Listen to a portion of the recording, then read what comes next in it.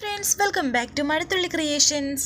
ഈ ചാനൽ നിങ്ങൾ ആദ്യമായിട്ടാണ് കാണുന്നതെങ്കിൽ സബ്സ്ക്രൈബ് ചെയ്യാൻ മറക്കല്ലേ. രാധിക അമ്മയെക്കുറിച്ച് ചിന്തിക്കുന്നുണ്ട്. ഇതാണോ എൻ്റെ അമ്മ? അങ്ങനെയാണെങ്കിൽ അവരുടെ അരികിൽ നിന്നപ്പോൾ എനിക്ക് എന്താ അങ്ങനെയൊന്നും തോന്നാതിരുന്നത്? എൻ്റെ ജീവിതത്തിൽ എന്തൊക്കെയാണ് എൻ്റെ ഈശ്വര നടക്കുന്നത്?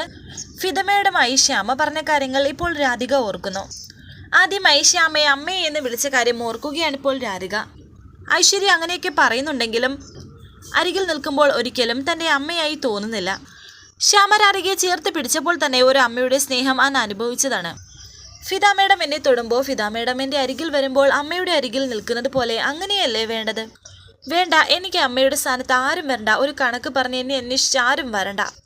എന്നെ വളർത്തിയത് എൻ്റെ യശോദ അമ്മയാണ്. ആ അമ്മ മാത്രം മതി എനിക്ക് എന്നെ രാധിക ആലോചിച്ചിരിക്കുമ്പോൾ ശ്യാമ അത് കാണുന്നു. രാധികയെ ശ്യാമ വിളിച്ചു.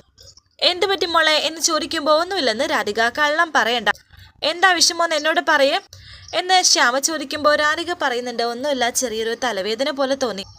രാധികയെ തൊട്ട് നോക്കുകയാണ് ശ്യാമ. പനിക്കുന്നൊന്നുമില്ലല്ലോ, നേരത്തെ പോണോ എന്ന് ചോദിക്കുമ്പോൾ മേഡത്തിന് പ്രശ്നമില്ലെങ്കിൽ എന്നിങ്ങനെ രാധിക പറഞ്ഞു.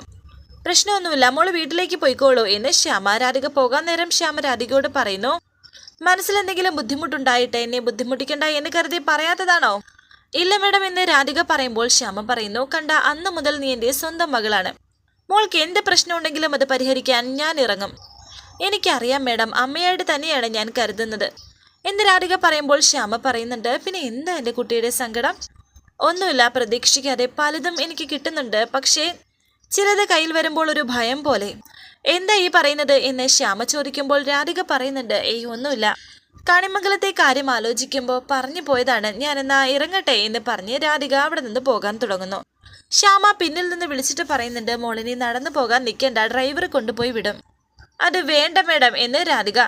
അമ്മയുടെ വണ്ടി മകളുടെയും കൂടിയാണ്, അപ്പോൾ അവകാശമാണ്, കേട്ടല്ലോ എന്ന് ശ്യാമ പറഞ്ഞു. ഒരു പുഞ്ചിരിയോടെ കേട്ട് നിൽക്കുകയാണ് രാധിക. പിന്നീട് കാണിക്കുന്നത് രാധികയെ ശ്യാമയുടെ വണ്ടിയിൽ തന്നെ വീട്ടിലേക്ക് കൊണ്ടുവിടുകയാണ്. ഇതേ സമയം രാധിക യശോദയെ ഫോൺ വിളിക്കുന്നു. അമ്മയെ സുഖമല്ലേ? എനിക്ക് പെട്ടെന്ന് അമ്മയുടെ ശബ്ദം കേൾക്കണമെന്ന് തോന്നി എന്നൊക്കെ രാധിക പറയുമ്പോൾ യശോദ പറയുന്നുണ്ട്, ഇപ്പോഴെങ്കിലും തോന്നിയല്ലോ, അമ്മയ്ക്ക് ചെറിയ പരിഭവമുണ്ട് കേട്ടോ എന്ന് പറയുമ്പോൾ രാധിക പറയുന്നു, ഞാൻ അങ്ങോട്ട് പോകാൻ തുടങ്ങിയതാണമ്മേ.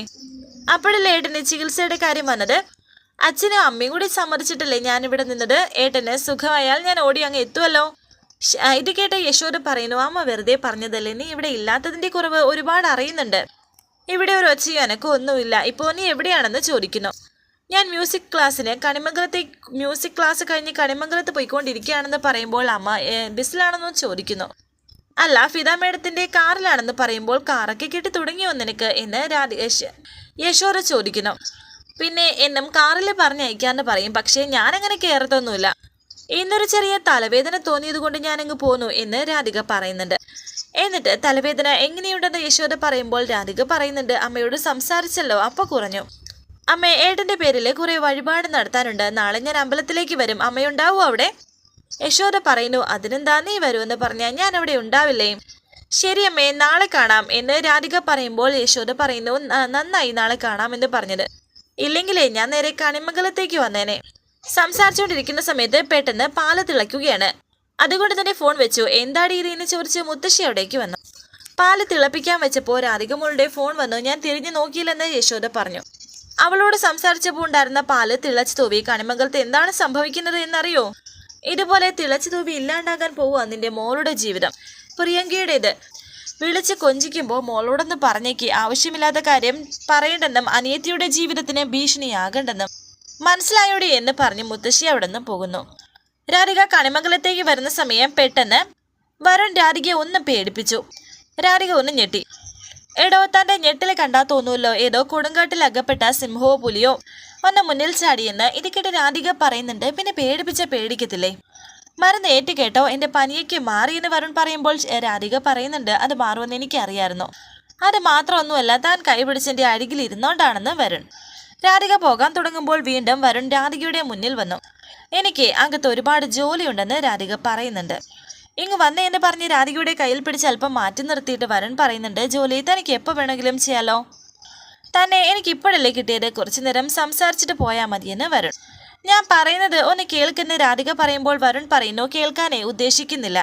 എനിക്ക് സംസാരിക്കാൻ തോന്നുമ്പോഴൊക്കെ എൻ്റെ മുന്നിൽ നിൽക്കണം, സംസാരിക്കണം. എന്നെ ഒന്ന് ഉപദ്രവിക്കാതിരിക്കണം, സ്വന്തം മാനസികാവസ്ഥ മാത്രം ചിന്തിക്കരുത്, മറ്റുള്ളവരെയും കൂടി ചിന്തിക്കണം എന്ന് രാധിക. ഞാനൊന്നും പറഞ്ഞില്ലല്ലോ, പിന്നെന്താ പറ്റിയത് എന്ന് വരുൺ. എന്നോട് തനിക്ക് വല്ല ദേഷ്യമുണ്ടോ എന്ന് വരുൺ ചോദിക്കുമ്പോൾ ദേഷ്യത്തോട് തന്നെ രാധിക പറയുന്നു, എനിക്ക് ആരോടും ദേഷ്യപ്പെടാൻ അറിയത്തില്ല, അതാ എൻ്റെ കുഴപ്പം. അത്രയും പറഞ്ഞ് ദേഷ്യത്തോടെ രാധിക അകത്തേക്ക് പോവുകയാണ്. അമ്മയെക്കുറിച്ചുള്ള ചിന്തയാണ് രാധികയുടെ മനസ്സിൽ, അതുകൊണ്ടാണ് വരുണിനോട് ഇങ്ങനെ പെരുമാറുന്നതും. പിന്നീട് കാണിക്കുന്നത് മുത്തശ്ശി ആ ഒരു ആളുടെ മുന്നിലേക്ക് എത്തിയിരിക്കുകയാണ്. എല്ലാം മുത്തശ്ശി അയാളോട് പറയുമ്പോൾ അയാൾ പൂജിച്ച ശേഷം പറയുന്നു, കാര്യങ്ങൾ കുറച്ച് പ്രശ്നമാണല്ലോ, ഒരാളെ അബദ്ധത്തിൽ താലി ചാർത്തുക, മറ്റൊരാളോടൊപ്പം ജീവിക്കുക. നിങ്ങൾ പറഞ്ഞതനുസരിച്ച് താലി കെട്ടിയ പെണ്ണിനോടാണ് അവന് യഥാർത്ഥ സ്നേഹം. പക്ഷേ ആ ഇഷ്ടത്തിൽ നിന്നും അവനെ മാറ്റണം. കൂടെ ജീവിക്കുന്ന പ്രിയങ്ക എന്ന പെണ്ണിനെ അവൻ ഇഷ്ടപ്പെടണം. മനുഷ്യരുടെ മനസ്സ് കടിഞ്ഞാനില്ലാത്ത കുതിരയെ പോലെയാണ്, ഇങ്ങനെ പാഞ്ഞുകൊണ്ടിരിക്കും. എന്തായാലും വഴിയുണ്ടാക്കാം എന്ന് അയാൾ പറയുന്നുണ്ട്. കുറച്ച് കുങ്കുമം എടുക്കുന്നുണ്ട്. ഇത് മന്ത്രജപം കൊണ്ട് ശക്തി ആർജിച്ച കുങ്കുമമാണ്.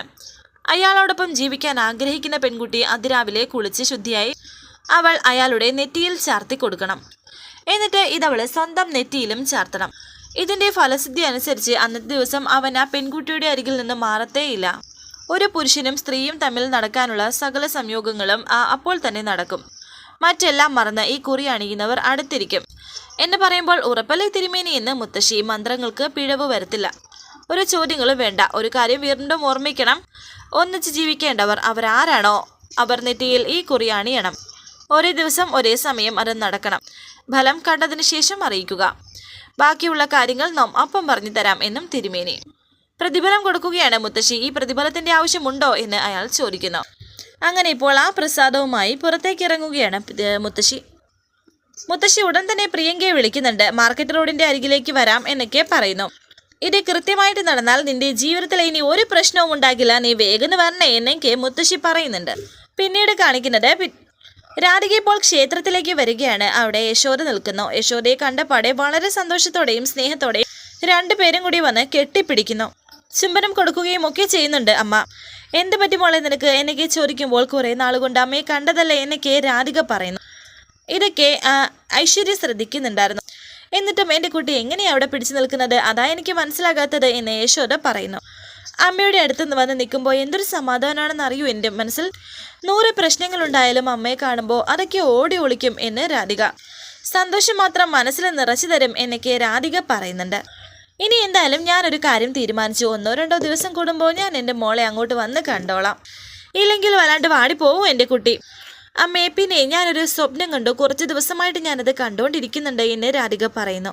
പണ്ടത്തെ പോലെ ഭഗവാൻ കൃഷ്ണന്റെ കുഴൽനാദം കേട്ട് പിറകെ പോകുന്ന സ്വപ്നമാണോ? അല്ലമ്മേ, എന്നെ ആരോ തേടി വരുന്നു, അവകാശങ്ങളും പറയുന്നു. എന്നെ പ്രസവിച്ചതാണ്, കൂടെ ചെല്ലണം എന്നൊക്കെ പറയുന്നു. അമ്മേ, അങ്ങനെ ആരെങ്കിലും വന്നാൽ അമ്മ എന്നെ വിട്ടുകൊടുക്കുവോ? പറയൂ, വിട്ടുകൊടുക്കുവോ അമ്മേ എന്നൊക്കെ രാധിക ചോദിക്കുമ്പോൾ പെട്ടെന്ന് കരയുകയാണ് യശോദ. അങ്ങനെ ആരും വരില്ലെന്ന് യശോദ. എനിക്ക് എൻ്റെ അമ്മ മതി, അമ്മ മാത്രം മതി എന്നൊക്കെ രാധിക പറയുന്നു. ആരൊക്കെ എന്ത് പറഞ്ഞാലും എന്നെ വിട്ടുകൊടുക്കല്ലേ അമ്മേ എന്നൊക്കെ രാധിക പറയുന്നുണ്ട്. ഇത് കേട്ട് യശോദ രാധികയെ ചേർത്ത് പിടിച്ച് കരയുകയാണ്. രണ്ടുപേരും കരയുന്നു. ദേഷ്യത്തോടെയാണ് ഐശ്വര്യ ഇത് കാണുന്നത്. നിന്നെ ഞാൻ ആർക്കും വിട്ടുകൊടുക്കില്ല, സ്വന്തം ഹൃദയം നഷ്ടപ്പെടുത്തിയിട്ട് ആർക്കെങ്കിലും ജീവിക്കാൻ കഴിയോ എന്ന് യശോദ പറയുന്നു. വരാനിരിക്കുന്ന പുതുപുത്തൻ എപ്പിസോഡുമായി വീണ്ടും കാണാം. Thank you for watching. Please subscribe, like, share my channel.